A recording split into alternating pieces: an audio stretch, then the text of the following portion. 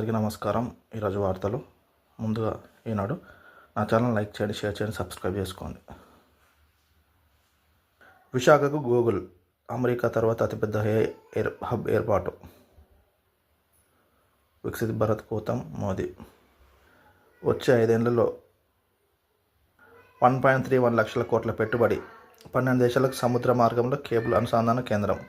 ఒప్పందం కుదుర్చుకున్న ఆంధ్రప్రదేశ్ ప్రభుత్వం. వికసిత భారత్ లక్ష్య సాధనలో మెల్మెల్పోతున్న ప్రధాని మోదీ. వికసిత్ భారత్కు మోదీ డైనమిక్ నగరం విశాఖపట్నం కేంద్రంగా గూగుల్ ఏఐ హబ్ను ప్రారంభిస్తుండటం సంతోషం కలిగిస్తుంది. ఇదో బహుముఖ పెట్టుబడి. ఇందులో వికసిత్ భారత్ నిర్మించాలన్న మన కలను సాకారం చేసే 1 గిగావాట్ సామర్థ్యం ఉన్న డేటా సెంటర్ ఉంది. సాంకేతిక పరిజ్ఞానానికి ప్రజాస్వామ్యకరించే శక్తివంతమైన బలం ఇది. దీని ద్వారా కృత్రిమ మేధతో కూడిన అత్యాధునిక పరికరాలు ప్రజలకు అందుతాయి. ఇది మన డిజిటల్ ఆర్థిక వ్యవస్థను బలోపేతం చేయడంతో పాటు ప్రపంచం సాంకేతికత లీడర్గా భారత స్థానాన్ని ప్రతిష్టపరుస్తుంది.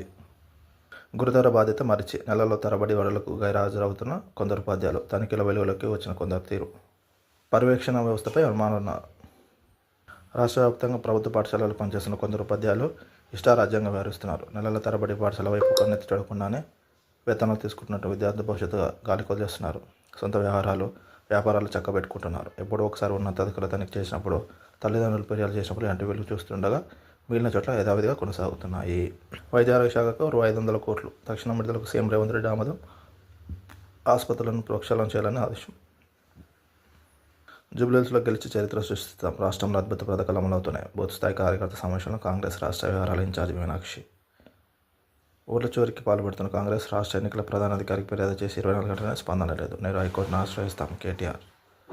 ఆ ఎక్లవర్ తెరిచి పోలీసులకు వివరాలు ఇవ్వండి. ఫోన్ ట్యాపింగ్ కేసులో ప్రభాకర్కు సుప్రీంకోర్టు ఆదేశం. విచారణ నవంబర్ 18కు వాయిదా. మంత్రి కొండా సురేఖ వైఎస్డీ పైబెట్టు తొలగిస్తూ పీసీబీ ఆదేశాలు. అటవీ పర్యావరణ దేవాదాయ శాఖ మంత్రి కొండా సురేఖ కార్యాలయంలో ఓఎస్డీగా పనిచేస్తున్న ఎన్ సుమంత్పై ప్రభుత్వం వేటు వేసింది. ఆయనపై పలు ఆరోపణలు వచ్చిన నేపథ్యంలో ఈ నిర్ణయం తీసుకున్నట్లు తెలంగాణ కాలుష్య నియంత్రణ మండలి ఓఎస్డీగా నియమితులైన సుమంత్ డిప్యూటేషన్పై మంత్రి కొండా సురేఖ ఓఎస్డీగా పనిచేస్తున్నారు. ఈ ప్రభుత్వం ఏర్పడిన తర్వాత అటవీ పర్యావరణ మంత్రి నుంచి వచ్చిన నోటు ఆధారంగా 2024 ఫిబ్రవరిలో సుమంత్ పీఎస్బీలో ఓఎస్డీగా నియమించింది.